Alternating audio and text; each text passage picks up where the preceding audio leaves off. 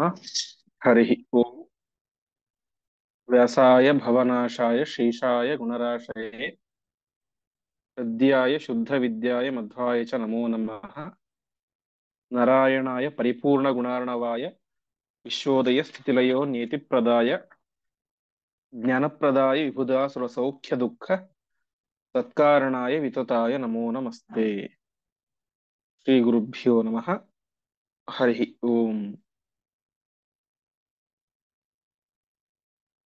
ನಿನ್ನೆಯ ಪಾಠ ಆ, ಜರಾಸಂಧ ತನ್ನ ಇಬ್ಬರು ಮಕ್ಕಳ ಮಾತನ್ನ ಕೇಳಿ ತುಂಬಾ ಕ್ರುದ್ಧನಾಗಿ ಆ ಮಥುರಾ ಪಟ್ಟಣದ ಮೇಲೆ ಆಕ್ರಮಣವನ್ನು ಮಾಡಿದ. ಎಲ್ಲ ದ್ವಾರಗಳನ್ನು ಕೂಡ ಆಕ್ರಮಣ ಮಾಡಿ ಕೃಷ್ಣನ ಹತ್ತಿರ ವಿಂದ ಮತ್ತು ಅನ್ವಿಂದ ಇವರಿಬ್ಬರನ್ನು ಕೂಡ ದೂತರನ್ನಾಗಿ ಕಳಿಸಿದ, ತಾನು ಬಂದಂತ ವಿಚಾರವನ್ನ ತಿಳಿಸಬೇಕು ಅಂತ.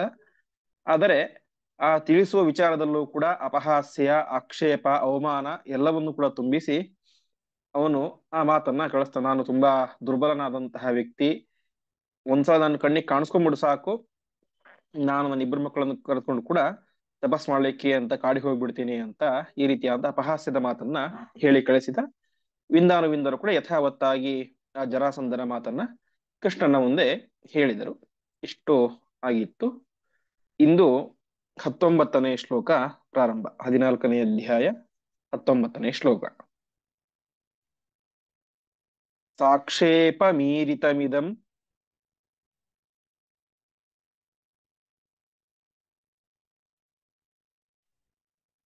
ಬಲದರ್ಪಪೂರ್ಣಂ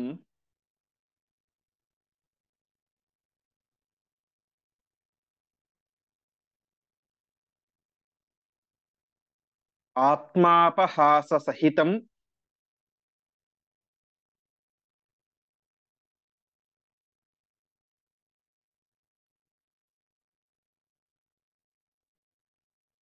ಭಗವಾನ್ ನಿಶಮ್ಯ.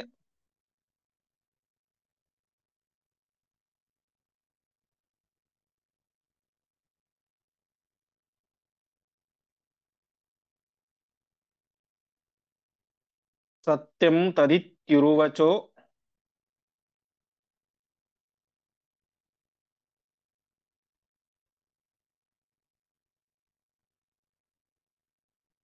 ಅರ್ಥವದಭ್ಯುದೀರ್ಯ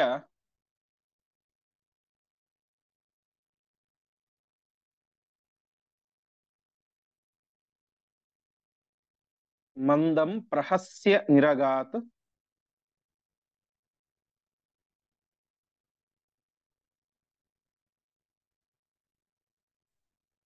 ಸಹಿತೋ ಬಲೇನ.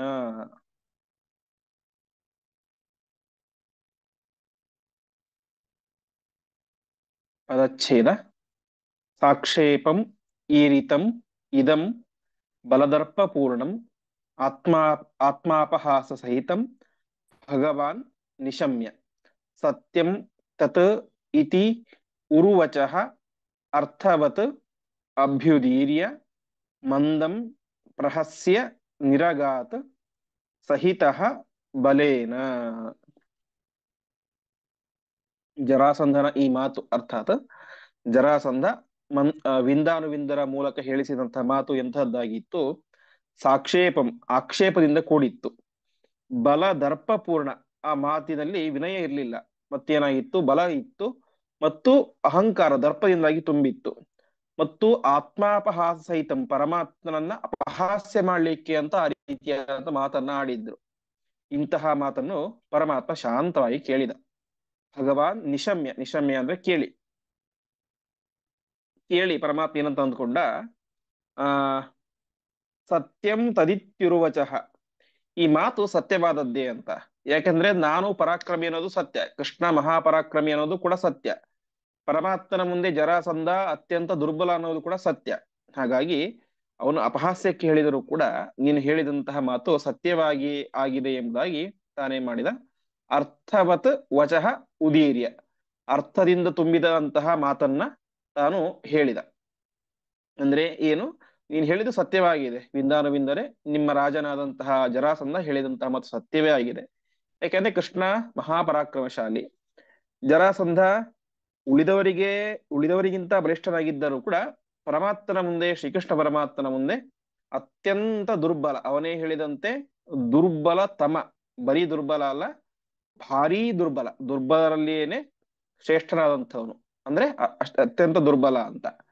ಹಾಗಾಗಿ ಅಂತಹ ಮಾತನ್ನ, ಹೌದು ನೀವು ಹೇಳಿದ್ದು ಸರಿಯಾಗಿ ಇದೆ ಎಂಬುದಾಗಿ ಹೇಳಿದಂತಹ ಪರಮಾತ್ಮ ಮಂದಂ ಪ್ರಹಾಸ್ಯ, ಮಂದವಾದಂತಹ ನಗು, ಮಂದಹಾಸವನ್ನ ಅಲ್ಲಿ ತೋರಿ ತಾನೇ ಮಾಡಿದ, ಬಲೇನ ಸಹಿತ ನಿರಗಾತ, ಬಲರಾಮನೊಟ್ಟಿಗೆ ಸೇರಿಕೊಂಡು ಯುದ್ಧಕ್ಕೆ ಎಂಬುದಾಗಿ ಹೊರಟ. ಮುಂದೆ ದ್ವಾರೇಶು ಸಾತ್ಯಕಿ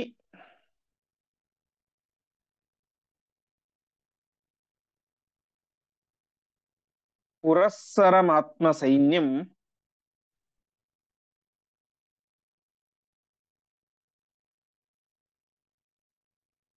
ತ್ರಿಶೋಭ್ಯ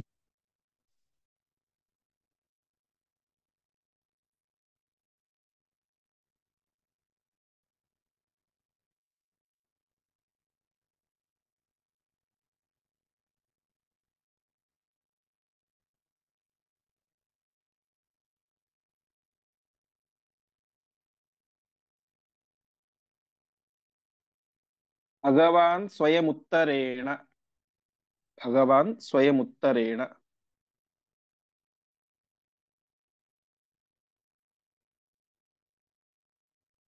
ರಾಮದ್ವಿತೀಯ ಉದಗಾತ್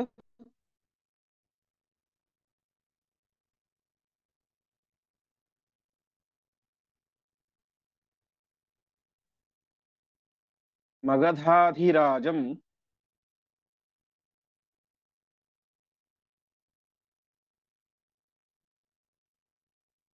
ಯೋದ್ಧುಂ ನೃಪೇಂದ್ರ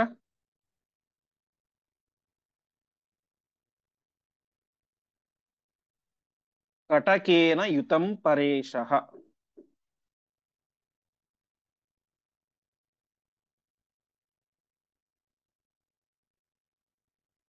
ಪದಚ್ಛೇದ ದ್ವಾರೇಶು ಸಾತ್ಯಕಿ ಪುರಸ್ಸರಂ ಆತ್ಮಸೈನ್ಯಂ ತ್ರಿಷು ಅಭ್ಯುದೀರ್ಯ ಭಗವಾನ್ ಸ್ವಯಂ ಉತ್ತರೇಣ ರಾಮದ್ವಿತೀಯ ಉದಗಾತ್ ಮಗಧಾಧಿರಾಜಂ ಯೋದ್ಧುಂ ನೃಪೇಂದ್ರ ಕಟಕೇನ ಯುತಂ ಪರೇಶಃ.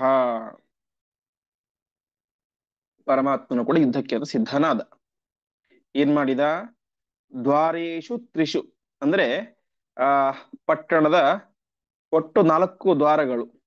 ಆ 4 ದ್ವಾರಗಳಲ್ಲಿ 3 ದ್ವಾರಗಳಲ್ಲಿ ತಾನೇ ಮಾಡಿದ ಸಾತ್ಯಕಿ ಪುರಸ್ಸರಂ ಆತ್ಮ ಸೈನ್ಯಂ, ಸಾತ್ಯಕಿಯ ನೇತೃತ್ವದಲ್ಲಿ ತನ್ನ ಇಡೀ ಸೈನ್ಯವನ್ನ 3 ಬಾಗಿಲುಗಳಲ್ಲೂ ಕೂಡ ನಿಲ್ಲಿಸಿದ. ಈ 3 ಬಾಗಿಲಲ್ಲಿ ನೀವು ನಿಂತುಕೊಂಡು ನಗರದ ರಕ್ಷಣೆಯನ್ನು ಮಾಡಿ ಯುದ್ಧವನ್ನು ಮಾಡಿ ಎಂಬುದಾಗಿ ಅವರಿಗೆ ತಿಳಿಸಿದ. ಹೀಗೆ ತ್ರಿಶೋಭ್ಯುದೀರ್ಯ ಸಾತ್ಯಕಿ ಪುರಸ್ಸರಂ ಆತ್ಮ ಸೈನ್ಯಂ. ತಾನೇನ್ ಮಾಡಿದ? ರಾಮದ್ವಿತೀಯ, ಬಲರಾಮನೊಟ್ಟಿಗೆ ಸೇರಿಕೊಂಡು ಉತ್ತರೇಣ, ಉತ್ತರದ ದ್ವಾರದಲ್ಲಿ, ಉತ್ತರದ ಬಾಗಿಲಲ್ಲಿ ನಿಂತುಕೊಂಡು ಅಲ್ಲಿ ಏನ್ ಮಾಡಿದ? ನೃಪೇಂದ್ರ ಕಟಕೇನ, ನೃಪೇಂದ್ರ ಅಂತ ಹೇಳಿದ್ರೆ ರಾಜ ಶ್ರೇಷ್ಠರು, ಬರೀ ರಾಜರಲ್ಲ, ಅವನ ಹತ್ತಿರ ಅನೇಕ ಜನ ರಾಜಾದಿರಾಜರಿದ್ರು. ಆ ಜರಾಸಂಧನ ಹತ್ತಿರ ಆ ನೃಪೇಂದ್ರ ಕಟಕ, ಕಟಕ ಅಂದ್ರೆ ಸಮೂಹ, ಗುಂಪು ಅಂತ. ಅನೇಕ ರಾಜಶ್ರೇಷ್ಠರುಗಳ ಸಮೂಹನೇ ಇವನ ಹತ್ರ ಇತ್ತು, ಜರಾಸಂಧನ ಹತ್ರ. ಅಂತಹ ನೃಪೇಂದ್ರ ಕಟಕೇನ ಯುತಂ, ರಾಜರ ಸಮೂಹದಿಂದ ಕೂಡಿದಂತಹ ಮಗಧಾಧಿರಾಜಂ, ಮಗಧ ದೇಶದ ರಾಜನಾದಂತಹ ಆ ಜರಾಸಂಧನೊಟ್ಟಿಗೆ ಯೋದ್ಧುಂ, ಯುದ್ಧ ಮಾಡ್ಲಿಕ್ಕೆ ಅಂತ ಪರಮಾತ್ಮ ತಾನು ಹೊರಟ ಅಂತ. ಹೀಗೆ 3 ದ್ವಾರಗಳಲ್ಲಿ ಸಾತ್ಯಕಿಯಿಂದ ಕೂಡಿದಂತಹ ಸೈನ್ಯವನ್ನು ನಿಲ್ಲಿಸಿದ್ದ. ಉತ್ತರ ದ್ವಾರದಿಂದಾಗಿ ತಾನು ಮತ್ತು ಬಲರಾಮ ಇಬ್ಬರು ಕೂಡ ಸೇರಿಕೊಂಡು ಆ ಜರಾಸಂಧನ ಒಟ್ಟಿಗೆ ಯುದ್ಧ ಮಾಡ್ಲಿಕ್ಕೆ ಅಂತ ಪರಮಾತ್ಮ ಹೊರಟ. ತಸ್ಯೇಚ್ಛಯೇವ ಪೃಥಿವೀಂ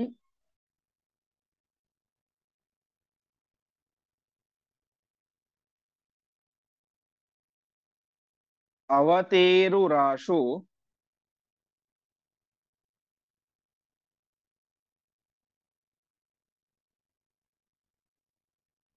ತಸ್ಯಾಯುಧಾನಿ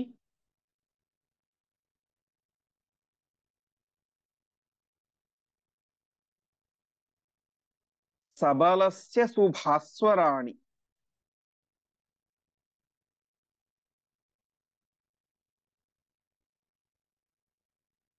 शार्ङ्गासि चक्रधर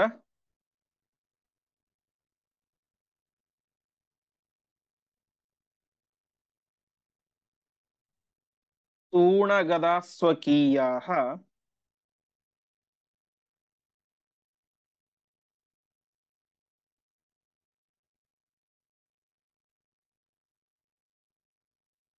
जग्राह दारुक गृहीत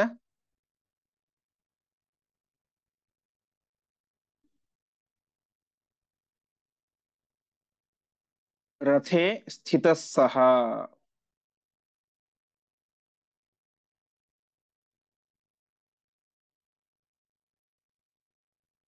पदच्छेद तस्य इच्छया एव पृथिवीम् अवतेरुः आशु तस्य आयुधानि सबलस्य सुभास्वराणि शार्ङ्गासि चक्रधरतूणगदाः स्वकीयाः जग्राह दारुकगृहीतरते ಸ್ಥಿತಃ ಸಹ. ಪರಮಾತ್ಮ ಯಾವಾಗ ಯುದ್ಧಕ್ಕೆ ಸಿದ್ಧನಾದೋ ತಕ್ಷಣ ಪರಮಾತ್ಮ ತಸ್ಯ ಇಚ್ಛಯ ಪರಮಾತ್ಮನ ಇಚ್ಛೆಯಂತೆ ತಕ್ಷಣ ಆ ಪರಮಾತ್ಮನ ಆಯುಧಗಳು, ಎಂತಹದ್ದು ಪರಮಾತ್ಮನ ಆಯುಧಗಳು? ಸುಭಾಸ್ವರಾಣಿ, ಒಳ್ಳೆ ಹೊಳಿತಾ ಇದ್ದಂತಹ ಪರಮಾತ್ಮನ ಆಯುಧಗಳು ಮತ್ತು ಈ ಯಾರೋ ಬಲರಾಮನ ಆಯುಧಗಳು ಎಲ್ಲವೂ ಕೂಡ ಆಕಾಶದಿಂದಾಗಿ ಪೃಥಿವೀ ಅವತೇರುಹು, ಭೂಮಿಗೆ ಇಳಿದು ಬಂದುವಂತೆ.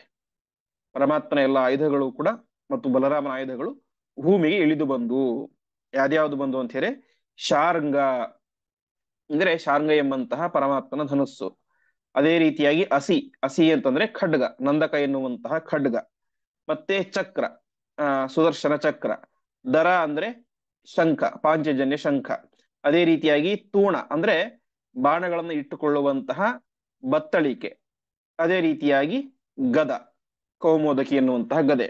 ಹೀಗೆ ಪರಮಾತ್ಮನ ಎಲ್ಲ ಆಯುಧಗಳು ಕೂಡ ಭೂಮಿಗೆ ಬಂದು, ಹೀಗೆ ದಾರುಕ ಗೃಹೀತ ರಥೆ ಸ್ಥಿತ ಸಹ ಜಗ್ರಾಹ, ದಾರುಕ ಎನ್ನುವಂತಹ ಒಬ್ಬ ಸಾರಥಿ, ಆ ಸಾರಥಿ ಅವನು ಕೂಡ ಏನ್ ಮಾಡಿದ, ವೈಕುಂಠದಿಂದಾಗಿ ಬಂದ ಅಂತೆ. ದಾರುಕ ಪರಮಾತ್ಮನ ಸೇವಕ, ಮುಕ್ತ ಸ್ಥಾನದಲ್ಲಿ ಇರುವಂತಹ ಪರಮಾತ್ಮನ ಸೇವಕ. ಅಂತಹ ಆ ದಾರುಕನು ಕೂಡ ತಾನೇನ್ ಮಾಡಿದ, ಅಲ್ಲಿಂದಾಗಿ ಆ ವೈಕುಂಠದಿಂದಾಗಿ ಪರಮಾತ್ಮನ ರಥದ ಸಾರಥ್ಯವನ್ನು ಮಾಡಬೇಕು ಅಂತ ಬಂದ. ಭಾಗವತದಲ್ಲಿ ಹೇಳ್ತಾರೆ, ದಾರುಕೋ ವಿಷ್ಣು ಲೋಕಂತು ಪುನರಾಪ ಯಥಾಗತಂ ಅಂತ. ದಾರುಕ ಇಲ್ಲಿಗೆ ಬಂದ, ಯುದ್ಧ ಮುಗಿದ ಮೇಲೆ ಮತ್ತೆ ಪುನಃ ಪರಮಾತ್ಮನ ಲೋಕಕ್ಕೆ ಹೋದ ಎಂಬುದಾಗಿ ಹೇಳ್ತಾರೆ. ಹೀಗೆ ವೈಕುಂಠದಿಂದಾಗಿ ರಥ, ಸಾರಥಿ, ಎಲ್ಲ ರೀತಿಯಂತ ಆಯುಧಗಳು ಕೂಡ ಅಲ್ಲಿಗೆ ಬಂದುವು. ಇಂತಹ ಆಯುಧಗಳನ್ನೆಲ್ಲವನ್ನು ಕೂಡ ಪರಮಾತ್ಮ ಜಗ್ರಾಹ, ಸ್ವೀಕಾರ ಮಾಡಿದ. ಮುಂದೆ ಆರುಹ್ಯ ಭೂಮಯ ರಥಂ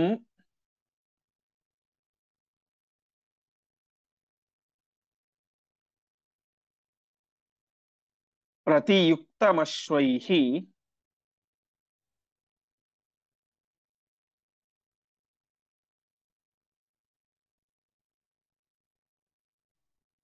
ವೇದಾತ್ಮಕೈಃ ಧನು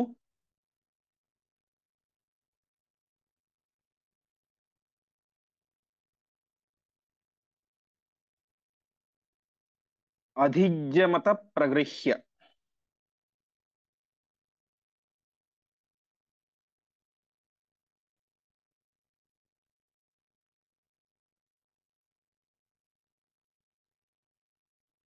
ಶಾರ್ಗಂ ನರಾಂಶ್ ಶಾರ್ಗಂ ಶರಾಂಶ್ಚ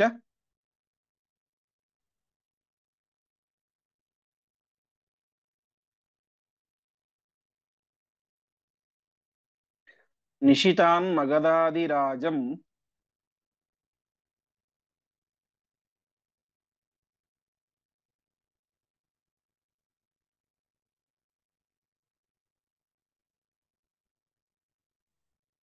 ಉಗ್ರಂ ನೃಪೇಂದ್ರ ಸಹಿತಂ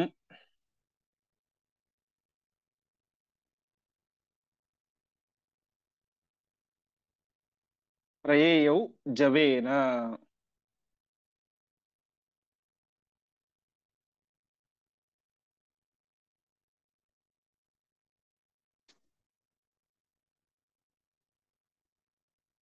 ಪದಚ್ಛೇದ. ಆರುಹ್ಯ ಭೂಮಯ ರಥಂ प्रतियुक्तम् अश्वैः वेदात्मकैः धनुः अधिज्यम् अथ प्रगृह्य शार्ङ्गं शरान् च निशितान् मगधादिराजम् उग्रं नृपेन्द्रसहितं प्रययौ जवेन. ಆ ರಥ ಹೇಗಿತ್ತು, ರಥಕ್ಕೆ ಕಟ್ಟಿದಂತ ಕುದುರೆಗಳು ಯಾವ ರೀತಿ ಇತ್ತು ಅಂತ ಹೇಳ್ತಾ ಇದ್ದಾರೆ. ರಥಕ್ಕೆ 4 ಕುದುರೆಗಳು. ಆ ಕುದುರೆಗಳು ಹೇಗಿದ್ದು ಅಂತ ಹೇಳಿದ್ರೆ, ವೇದಾತ್ಮಕೈಹಿ ಅಶ್ವೈಹಿ ಪ್ರತಿಯುಕ್ತಂ, ವೇದಕ್ಕೆ ಅಭಿಮಾನಿಗಳಾದಂತಹ ದೇವತೆಗಳೇನೆ ಆ ಕುದುರೆಗಳಿಗೆ ಅಭಿಮಾನಿಗಳಾಗಿದ್ರಂತೆ, ಅಂತಹ ಕುದುರೆಗಳು. ಅದೇ ರೀತಿಯಾಗಿ ಭೂಮಯ ರಥ, ಭೂಮಿ ಅಭಿಮಾನಿ ದೇವತೆ, ಅದಕ್ಕೆ ಅಭಿಮಾನಿ. ಅಂತಹ ಭೂಮಯ ರಥ, ಭೂಮಿಯಿಂದ ಅಂದ್ರೆ ಈ ಭೂಮಿ ಇದೆ, ಅದಕ್ಕೆ ಅಭಿಮಾನಿಯಾದಂತಹ ಭೂದೇವಿ ಅದಕ್ಕೆ ಅಭಿಮಾನಿಯಾಗಿದ್ದಳು ರಥಕ್ಕೆ. ಹೀಗೆ ವೇದಾಭಿಮಾನಿ ದೇವತೆಗಳು ಕುದುರೆಗಳಿಗೆ, ಭೂಮಿ ಅಭಿಮಾನಿ ದೇವತೆ ಆ ರಥಕ್ಕೆ. ಇಂತಹ ದಿವ್ಯವಾದಂತಹ ರಥ, ಅದರ ಜೊತೆಗೆ ಅಧಿಜ್ಯಂ ಧನುಹು, ಇಜ್ಯ ಅಂತಂದ್ರೆ ಹಗ್ಗ. ಅಧಿಜ್ಯ ಅಂತ ಹೇಳಿದ್ರೆ ಈಗಾಗಲೇನೆ ಹೆದೆ ಕಟ್ಟಿದಂತಹ ಧನುಸ್ಸು. ಅಂದ್ರೆ ಸಾಮಾನ್ಯವಾಗಿ ಆ ಧನುಸ್ಸು ಬಿಲ್ಲಿಗೆ ಹೆದೆಯನ್ನು ಯಾವಾಗಲೂ ಕೂಡ ಕಟ್ಟಿರೋದಿಲ್ಲ, ಅದು ಯಾವಾಗಲೂ ಕೂಡ ಕಟ್ಟಿಟ್ಬಿಟ್ರೆ ಅದು ತುಂಬಾ ಬಾಗಿ ಹೋಗ್ಬಿಡುತ್ತೆ ಅಂತ. ಹಾಗಾಗಿ ಯುದ್ಧದ ಪ್ರಸಂಗ ಬಂದಾಗ ಅದಕ್ಕೆ ಹೆದೆಯನ್ನ ಕಟ್ತಾರೆ. ಇಲ್ಲಿ ಏನಾಗಿತ್ತು, ಈಗಾಗಲೇನೆ ಅಧಿಜ್ಯ ಹೆದೆ ಕಟ್ಟಿದಂತಹ ಆ ಧನುಹು, ಶಾರ್ಗ ಎಂಬಂತಹ ಧನುಸ್ಸನ್ನ ಪರಮಾತ್ಮ ಸ್ವೀಕಾರ ಮಾಡಿದ. ಅದೇ ರೀತಿಯಾಗಿ ನಿಶಿತಾನ್ ಶರಾಂಶ್ಚ, ನಿಶಿತ ಅಂದ್ರೆ ಶಾರ್ಪ್, ಒಳ್ಳೆ ತೀಕ್ಷ್ಣವಾದಂತಹ ಬಾಣಗಳನ್ನು ಕೂಡ ಪರಮಾತ್ಮ ಪ್ರಗೃಹ್ಯ ಧಾರಣೆ ಮಾಡಿ ಅತ್ಯಂತ ವೇಗದಿಂದಾಗಿ ಜವೇನ, ಜವ ಅಂದ್ರೆ ವೇಗ ಅಂತ, ಅಂತಹ ವೇಗದಿಂದಾಗಿ ಪರಮಾತ್ಮ ತಾನೇ ಮಾಡಿದ. ನೃಪೇಂದ್ರ ಸಹಿತ, ಅನೇಕ ರಾಜರಿಂದ ಒಡಗೂಡಿದಂತಹ ಆ ಜರಾಸಂಧನ ಮೇಲೆ ಪ್ರಯಯವು ಯುದ್ಧಕ್ಕೆ ಅಂತ ಹೋದ. ಈ ರೀತಿಯಾಗಿ ಆ ಒಂದು ರಥವನ್ನು ಏರಿಕೊಂಡು ಒಳ್ಳೆ ಧನುಸ್ಸು, ತೀಕ್ಷ್ಣವಾದಂತಹ ಬಾಣಗಳು ಎಲ್ಲವನ್ನು ಕೂಡ ಧಾರಣೆ ಮಾಡಿದಂತಹ ಪರಮಾತ್ಮ ಆ ಜರಾಸಂಧನ ಮೇಲೆ ಯುದ್ಧಕ್ಕೆ ಅಂತ ಹೋದ. ರಾಮ ಪ್ರಗೃಹ್ಯ ಮುಸಲಂ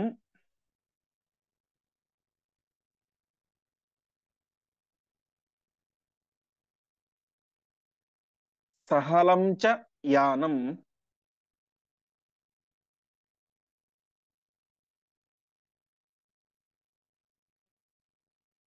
ಆಸ್ಥಾಯ ಸಾಯಕ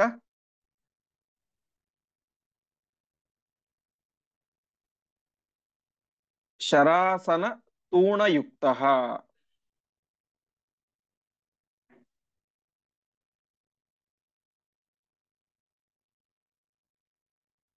ಸೈನ್ಯಂ ಜರಾಸುತ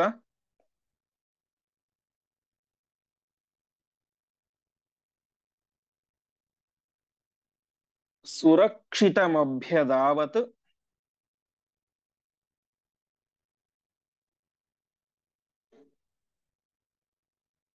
ಹರ್ಷಾನ್ನದನ್ನುರುಬಲೋ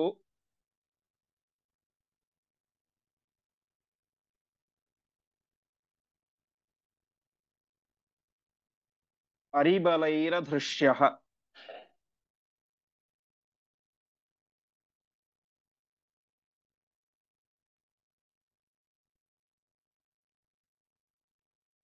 ಪದಚ್ಛೇದ.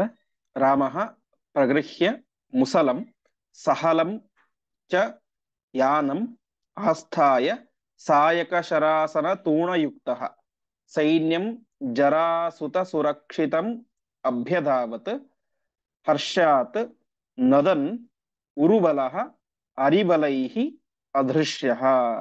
ಇಷ್ಟು ಕೃಷ್ಣನ ಕಥೆಯಾಯಿತು. ಜೊತೆಗೆ ಬಲರಾಮನು ಕೂಡ ಬಂದಿದ್ದ. ಆ ಬಲರಾಮನು ಎಂಥವನು ಅಂತ ಹೇಳಿದ್ರೆ ಉರುಬಲಃ ಅಂದ್ರೆ ಮಹಾಪರಾಕ್ರಮಶಾಲಿ, ಅರಿಬಲೈಹಿ ಅದೃಶ್ಯ. ಅರಿ ಅಂತೇಳಿ ಶತ್ರುಗಳು, ಶತ್ರುಗಳ ಮುಂದೆ ಸೋಲನ್ನು ಒಪ್ಪಿಕೊಳ್ಳದೇ ಇರುವಂತಹ ಶತ್ರುಗಳಿಗೆ ಎದುರಿಸಲಿಕ್ಕೆ ಆಗದೇ ಇರುವಂತಹ ಮಹಾಪರಾಕ್ರಮಶಾಲಿ ಈ ಬಲರಾಮ, ಸಾಕ್ಷಾತ್ ಶೇಷದೇವರು. ಅಂತಹ ಈ ಬಲರಾಮನು ಕೂಡ ಯಾನಂ ಆಸ್ಥಾಯ, ಅವನು ಕೂಡ ತನ್ನ ರಥವನ್ನ ಏರಿದ. ಆ ರಥವನ್ನು ಏರಿ ಎರಡು ಆಯುಧಗಳು ಪ್ರಧಾನವಾಗಿ, ಮುಸಲಂ ಹಲಂ, ಮುಸಲ ಅಂತ ಹೇಳಿದ್ರೆ ವನಕೆ, ಸಹಲಂ ಜೊತೆಗೆ ಹಲ, ಹಲ ಅಂತ ಹೇಳಿದ್ರೆ ನೇಗಿಲು, ಹೀಗೆ ತಮ್ಮ ಆಯುಧವಾದಂತಹ ವನಕೆ ಮತ್ತು ನೇಗಿಲುಗಳನ್ನ ಧಾರಣೆ ಮಾಡಿದರು. ಅದೇ ರೀತಿಯಾಗಿ ಸಾಯಕ ಶರಾಸನ ತೂಣಯುಕ್ತ, ಸಾಯಕ ಅಂತಂದ್ರೆ ಬಾಣ, ಶರಾಸನ ಅಂತಂದ್ರೆ ಬಿಲ್ಲು, ಶರ ಅಂತಂದ್ರೆ ಬಾಣ, ಅದರ ಆಸನ ಅದನ್ನ ಅಂದ್ರೆ ಇಡೋದು ಅಂತ, ಅಂದ್ರೆ ಬಾಣವನ್ನ ಬಿಲ್ಲಿನ ಮೇಲೆ ಇಟ್ಟು ಪ್ರಯೋಗ ಮಾಡ್ತಾರೆ. ಸೊ ಶರಾಸನ ಅಂತಂದ್ರೆ ಆ ಬಿಲ್ಲು, ಸಾಯಕ ಅಂದ್ರೆ ಬಾಣ, ಶರಾಸನ ಅಂದ್ರೆ ಬಿಲ್ಲು, ತೂಣ ಅಂದ್ರೆ ಬತ್ತಳಿಕೆ, ಆ ಬಾಣವನ್ನ ಸಂಗ್ರಹ ಮಾಡಿ ಹಿಂದೆ ಇಟ್ಟುಕೊಳ್ಳುವಂತ ಬತ್ತಳಿಕೆ. ಹೀಗೆ ಬಿಲ್ಲು, ಬಾಣ ಮತ್ತು ಬತ್ತಳಿಕೆ ಜೊತೆಗೆ ವನಕೆ ಜೊತೆಗೆ ನೇಗಿಲು, ಈ ಎಲ್ಲ ರೀತಿಯಂತ ಆಯುಧಗಳನ್ನು ಕೂಡ ಧಾರಣೆ ಮಾಡಿದಂತಹ ಬಲರಾಮ ದೇವರು ಭಾರಿ ಹರ್ಷ, ಭಾರಿ ಉತ್ಸಾಹ, ಯುದ್ಧ ಅಂದ್ರೆ ಭಾರಿ ಉತ್ಸಾಹ ಬಲರಾಮ ದೇವರಿಗೆ. ಈ ಭಾರಿ ಉತ್ಸಾಹದಿಂದಾಗಿ ಆ ನದನ್ ಜೋರಾಗಿ ಘರ್ಜನೆಯನ್ನು ಮಾಡ್ತಾ ಇವರೇನ್ ಮಾಡಿದ್ರು, ಜರಾಸತ ಸುರಕ್ಷಿತ, ಜರಾಸಂಧನ ರಕ್ಷಣೆಯಲ್ಲಿದ್ದದ್ದು ಆ ಸೈನ್ಯ, ಜರಾಸಂಧ ಇಡೀ ಸೈನ್ಯವನ್ನು ಕೂಡ ರಕ್ಷಣೆ ಮಾಡ್ತಾ ಇದ್ದ, ಅಂತಹ ಸೈನ್ಯದ ಮೇಲೆ ಅಭ್ಯದಾವತು ಯುದ್ಧ ಮಾಡ್ಲಿಕ್ಕೆ ಅಂತ ಹೋದ ಅಂತ. ಹೀಗೆ ಕೃಷ್ಣ ಪರಮಾತ್ಮ ತನ್ನ ಆಯುಧಗಳನ್ನು ತಾನು ಧಾರಣೆ ಮಾಡಿಕೊಂಡು ಆ ಸೈನ್ಯದ ಮೇಲೆ ಯುದ್ಧಕ್ಕೆ ಅಂತ ಹೋದ. ಬಲರಾಮ ದೇವರು ಕೂಡ ವನಕ್ಕೆ, ನೇಗಿಲು, ಬಿಲ್ಲು, ಬಾಣ, ಬತ್ತಳಿಕೆ ಎಲ್ಲವನ್ನು ಕೂಡ ಧಾರಣೆ ಮಾಡಿಕೊಂಡು ಅತ್ಯಂತ ಉತ್ಸಾಹದಿಂದಾಗಿ ಸಿಂಹನಾದವನ್ನು ಮಾಡ್ತಾ ಆ ಜರಾಸಂಧನ ಸೈನ್ಯದ ಮೇಲೆ ಆಕ್ರಮಣವನ್ನು ಮಾಡಿದರು. ಹೀಗೆ ಆ ಕಡೆಯಿಂದಾಗಿ ಸಾತ್ಯಕಿಯ ಸೈನ್ಯ ಅದು ಆಕ್ರಮಣ ಮಾಡಿತು, ಈ ಕಡೆಯಿಂದಾಗಿ ಬಲರಾಮ ಮತ್ತು ಕೃಷ್ಣ ಇಬ್ಬರೇನೆ ಆ ಸೈನ್ಯದ ಮೇಲೆ ಆಕ್ರಮಣವನ್ನು ಮಾಡಿದರು. ಉದ್ವೀಕ್ಷ್ಯ ಕೃಷ್ಣಮಭಿಯಾಂತಂ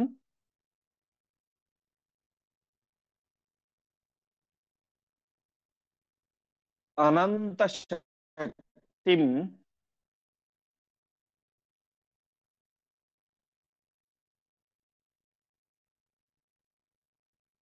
ರಾಜೇಂದ್ರ ವೃಂದ ಸಹಿತೋ ಅಥವಾ ಬೃ, ಬೃ ಅಥವಾ ವೃ, ರಾಜೇಂದ್ರ ವೃಂದ ಸಹಿತೋ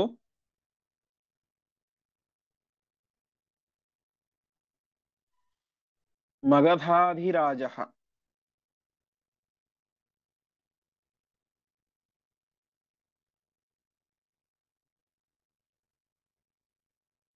ಉದ್ವೇಲ ಸಾಗರವತ್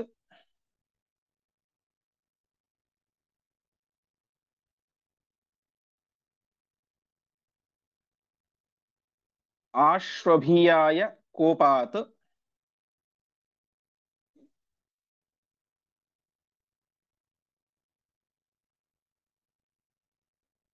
ನಾನಾವಿಧಾಯುಧವರೈಃ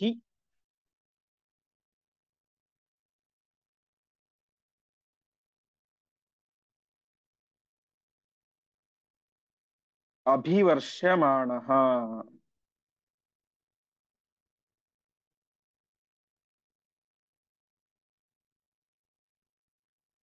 ಪದಚ್ಛೇದ. ಉದ್ವೀಕ್ಷ ಕೃಷ್ಣಂ ಅಭಿಯಾಂತಂ ಅನಂತ ಶಕ್ತಿಂ ರಾಜೇಂದ್ರ ಬೃಂದ ಸಹಿತಃ ಮಗಧಾದಿರಾಜಃ ಉದ್ವೇಲ ಸಾಗರವತ್ ಆಶು ಅಭಿಯಾಯ ಕೋಪಾತ್ ನಾನಾವಿಧಾಯುಧವರೈಃ ಅಭಿವರ್ಷಮಾಣಃ. ಕೃಷ್ಣನನ್ನ ಕಂಡ, ಅಭಿಯಾಂತಂ ಅಂದ್ರೆ ತನ್ನ ಮೇಲೆ ಎರಗಿ ಬರ್ತಾ ಇರುವಂತಹ ಆ ಸರ್ವೋತ್ತಮನಾದಂತಹ ಪರಮಾತ್ಮನನ್ನ, ಅನಂತ ಶಕ್ತಿ ಇರುವಂತಹ ಆ ಶ್ರೀಕೃಷ್ಣ ಪರಮಾತ್ಮನನ್ನ ಕಂಡು ಜರಾಸಂಧ ತಾನೇ ಮಾಡಿದ ರಾಜೇಂದ್ರ ವೃಂದ ಸಹಿತ ಅನೇಕ ರೀತಿಯಾದಂತಹ ರಾಜ ಮಹಾರಾಜರೊಟ್ಟಿಗೆ ಸೇರಿಕೊಂಡು ತಾನೇನ್ ಮಾಡಿದ, ಆ ಉದ್ವೇಲ ಸಾಗರವತ್, ಆ ಸೈನ್ಯ ಯಾವ ರೀತಿಯಾಗಿತ್ತು ಅಂತಂದ್ರೆ ಉದ್ವೇಲ ಸಾಗರ, ಉದ್ವೇಲ ಅಂತಂದ್ರೆ ಉಕ್ಕಿ ಬರುವಂತಹ ಸಾಗರ ಅಂತ. ಸಮುದ್ರ ಉಕ್ಕಿ ಒಳ್ಳೆಯ ಅಲೆಗಳಿಂದ ಬರ್ತಾ ಇದ್ರೆ ಯಾವ ರೀತಿ ಕಾಣಿಸ್ತಾ ಇರುತ್ತೋ ಆ ರೀತಿಯಾಗಿ ಅಷ್ಟು ಅಪಾರವಾದಂತಹ ಸೈನ್ಯ, ಬಲಿಷ್ಠವಾದಂತಹ ಸೈನ್ಯ, ಆ ಸಮಗ್ರವಾದಂತಹ ಸೈನ್ಯದಿಂದಾಗಿ ಅನೇಕ ರೀತಿಯಾದಂತಹ ಆಯುಧ ವರೈಹಿ ಅಭಿವರ್ಷಮಾಣ, ನಾನಾ ವಿಧವಾದಂತಹ ಶ್ರೇಷ್ಠ ಶ್ರೇಷ್ಠ ಆಯುಧಗಳು ಆ ಸೈನ್ಯದ ಹತ್ರ ಇತ್ತು.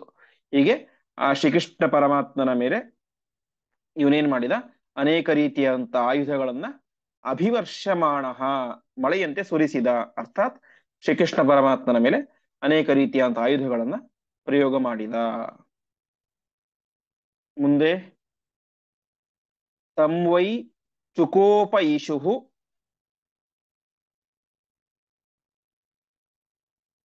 ಸರ್ ಅಭಿಯಾಯ ಅಂದ್ರೆ ಏನು ಸರ್? ಅಭಿಯಾಯ ಅಂತ ಬರ್ತೀಯಲ್ಲ. ಅಭಿಯಾಯ ಅಂದ್ರೆ ಮೇಲ್ ಬಂದು ಅಂತ, ಅಂದ್ರೆ ಫೇಸ್ ಮಾಡಿ, ಎದುರಿಸಿ ಅಂತ. ಎದುರಿಸಿ ಅಂತ.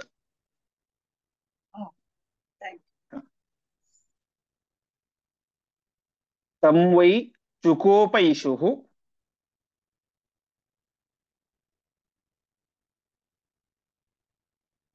ಅಗ್ರತ ಉಗ್ರಸೇನಂ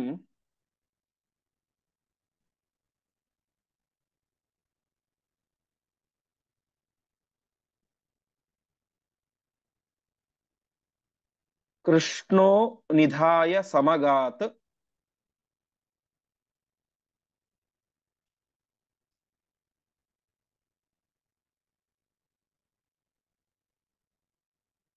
ಸ್ವಯಮಸ್ಯ ಪಶ್ಚಾತ್.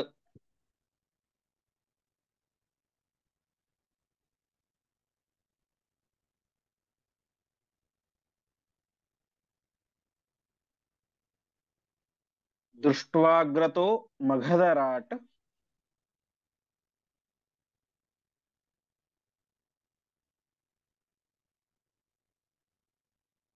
ಸ್ಥಿತಂ ಉಗ್ರಸೇನಂ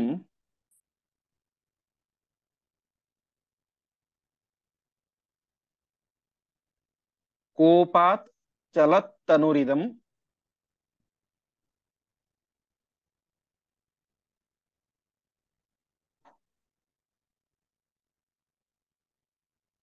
ವಚನಂ ಬಭಾಷೆ.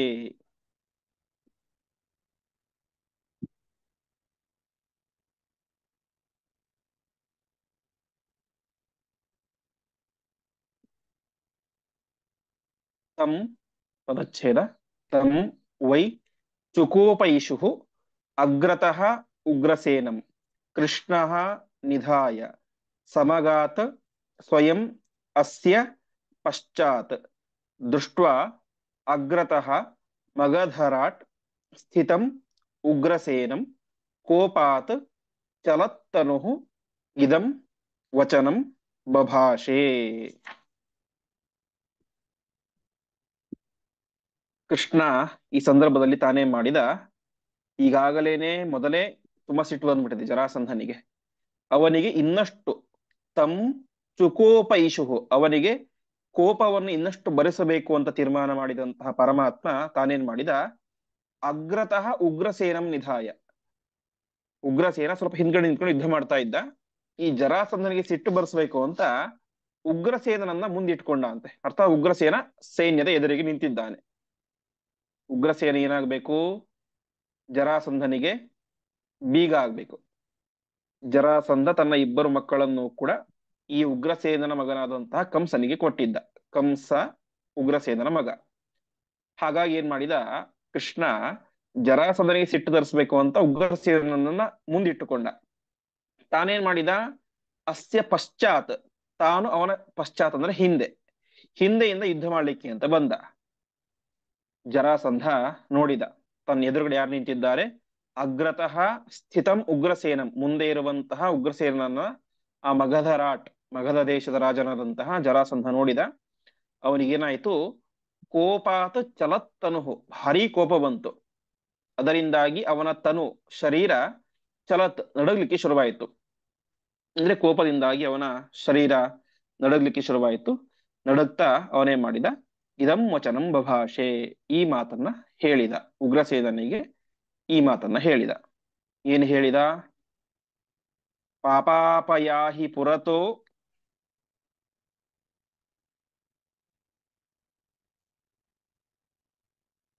ಮಮ ರಾಜ್ಯ ಕಾಮ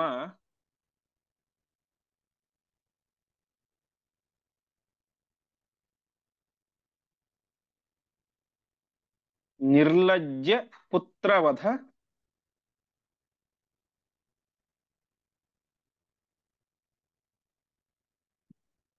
ಕಾರಣ ಶತ್ರುಪಕ್ಷ.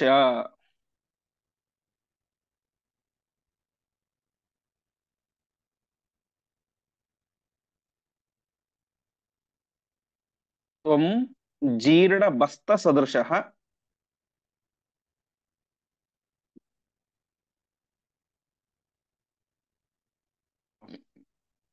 ನಮಯೇಹ ವಧ್ಯಃ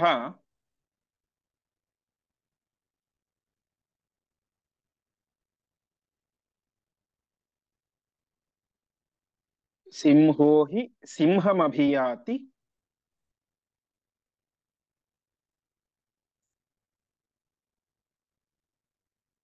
ನ ವೈ ಸೃಗಾಲಂ.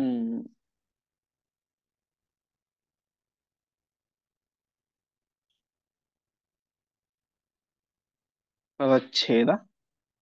ಪಾಪ ಅಪಯಾಹಿ ಪುರತಃ ಮಮ ರಾಜ್ಯಕಾಮ ನಿರ್ಲಜ್ಜ ಪುತ್ರವಧಕಾರಣ ಶತ್ರುಪಕ್ಷ ತ್ವಂ ಜೀರ್ಣ ಬಸ್ತ ಸದೃಶಃ ನ ಮಯಾ ಇಹ ವಧ್ಯಃ ಸಿಂಹಃ ಹಿ ಸಿಂಹಂ ಅಭಿಯಾತಿ ನ ವೈ ಸೃಗಾಲಂ.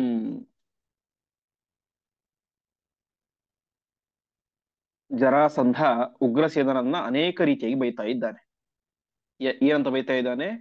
ಮೊದಲನೇದಾಗಿ ಪಾಪ, ಪಾಪಿಷ್ಠ ನೀನು. ಅಷ್ಟು ಮಾತ್ರ ಅಲ್ಲ, ರಾಜ್ಯ ಕಾಮ, ನಿನಗೆ ರಾಜ್ಯ ಬೇಕಷ್ಟೇ, ನಿನ್ನ ಮಕ್ಕಳು ಬೇಕಾಗಿಲ್ಲ, ಸೊಸೆಂದ್ರು ಬೇಕಾಗಿಲ್ಲ, ಏನೂ ಬೇಕಾಗಿಲ್ಲ. ನೀನೊಬ್ಬ ರಾಜ್ಯ ಕಾಮ, ರಾಜ್ಯವನ್ನು ಬಯಸುವಂತಹ ವ್ಯಕ್ತಿ. ಅಷ್ಟು ಮಾತ್ರ ಅಲ್ಲ, ನಿರ್ಲಜ್ಜ, ನಿನಗೆ ನಾಚಿಕೆ ಅನ್ನೋದೇ ಇಲ್ಲ. ಪುತ್ರ ವಧ ಕಾರಣ, ನೀನು ನಿನ್ನ ಮಗನ ಸಾವಿಗೆ ನೀನೇ ಕಾರಣ. ಶತ್ರುಪಕ್ಷ, ಶತ್ರುಪಕ್ಷದಲ್ಲಿ ನೀನು ನಿಂತಿದ್ದೀಯಾ ಅಂತ. ಅಂದ್ರೆ ಕಂಸ ಉಗ್ರಸೇನನ ಮಗ, ತನ್ನ ಮಗನನ್ನು ಕೊಂದಂತಹ ವ್ಯಕ್ತಿಯ ಜೊತೆಗೇನೆ ಸೇರಿಕೊಂಡು ನೀನು ಯುದ್ಧ ಮಾಡ್ತಾ ಇದ್ದೀಯ. ನಿನಗೇನಿಲ್ಲ, ಬೇಕಿದ್ದದ್ದು ಹಿಂಗೇನು, ಹೆಂಡತಿ ಮಕ್ಕಳು, ಸೊಸೆಯಂದರು, ಮೊಮ್ಮಕ್ಕಳು ಯಾರೂ ಬೇಕಾಗಿಲ್ಲ. ನಿನಗೆ ಬೇಕಾದದ್ದು ರಾಜ್ಯ. ಅದಕ್ಕೋಸ್ಕರ ನೀನೇ ನಿನ್ನ ಮಗನನ್ನು ಕೊಂದಿಸಿ ನೀನೇ ಮಾಡ್ತಾ ಇದ್ದೀಯ, ರಾಜ್ಯಭಾರ ಮಾಡ್ತಾ ಇದ್ದೀಯ. ನಿನಗೂ ಸ್ವಲ್ಪ ಕೂಡ ನಾಚಿಕೆ ಅನ್ನೋದೇ ಇಲ್ಲ. ನಿನ್ನ ಮಗನ ಕೊಂದವನೊಟ್ಟಿಗೆನೆ ನೀನು ಸೇರ್ಕೊಂಡ್ಬಿಟ್ಟಿದ್ದೀಯ. ನೀನೆಂಥವನು? ಶತ್ರು ಪಕ್ಷದಲ್ಲಿ ನಿಂತ್ಕೊಂಡಿದ್ದೀಯ. ವಾಸ್ತವಿಕವಾಗಿ ಕೃಷ್ಣ ನಿನಗೆ ದೊಡ್ಡ ಶತ್ರು. ಯಾಕೆಂದ್ರೆ ನಿನ್ನ ಮಗನನ್ನೇ ಕೊಂದಿದ್ದಾನೆ. ನೀನ್ ನೋಡಿದ್ರೆ ನಾಚಿಕೆ ಇಲ್ಲದಂತೆ ಅವನ ಜೊತೆಗೆ ಸೇರಿಕೊಂಡು ಯುದ್ಧ ಮಾಡ್ತಾ ಇದ್ದೀಯ. ಹಾಗಾಗಿ ನೀನೆಂಥವನು? ಜೀರ್ಣ ಬಸ್ತ ಸದೃಶಃ. ಬಸ್ತ ಅಂತಂದ್ರೆ ಮೇಕೆ. ನೀನು ಬರೀ ಮೇಕೆ ಅಲ್ಲ, ಜೀರ್ಣ ಮಸ್ತ, ಬಸ್ತ, ವಯಸ್ಸಾದಂತ ಮೇಕೆ ಅಂತ ಇದ್ದೀಯ. ಹಾಗಾಗಿ ನಾನು ನಮಯೇಹ ವದ್ಯಃ, ನಾನು ನಿನ್ನನ್ನ ಕೊಲ್ಲೋದಿಲ್ಲ. ಯಾಕೆಂದ್ರೆ ನೀನೊಬ್ಬ ವಯಸ್ಸಾದಂತ ಮೇಕೆ ಇದ್ದಂತೆ, ನಾನಿಂಥವನು ಸಿಂಹ, ನಾನು ಸಿಂಹ ಇದ್ದಂತೆ. ಹಾಗಾಗಿ ಸಿಂಹ ಯಾವತ್ತೂ ಕೂಡ ಯುದ್ಧದಲ್ಲಿ ಒಂದು ಸಿಂಹದೊಟ್ಟಿಗೆ ಯುದ್ಧ ಮಾಡುತ್ತೆ ಹೊರತು ಇನ್ನಂತಹ ಮುದಿ ಮೇಕೆಯೊಟ್ಟಿಗೆ ಯುದ್ಧ ಮಾಡೋದಿಲ್ಲ. ನವೈ ಸೃಗಾಲಂ, ನರಿಯೊಟ್ಟಿಗೆ ಯುದ್ಧ ಮಾಡೋದಿಲ್ಲ. ನಿನ್ನದು ನರಿಯ ಬುದ್ಧಿ. ಯಾಕೆಂದ್ರೆ ನಿನ್ನ ಮಗನನ್ನು ಕೊಂದವನೊಟ್ಟಿಗೇನೆ ಸೇರ್ಕೊಂಡು ನೀನು ಸ್ನೇಹ ಮಾಡ್ತಾ ಇದ್ದೀಯ. ಹಾಗಾಗಿ ನಿನ್ನಂತಹ ಮುದಿ ಮೇಕೆಯೊಟ್ಟಿಗೆ ನಾನು ಯುದ್ಧ ಮಾಡೋದಿಲ್ಲ.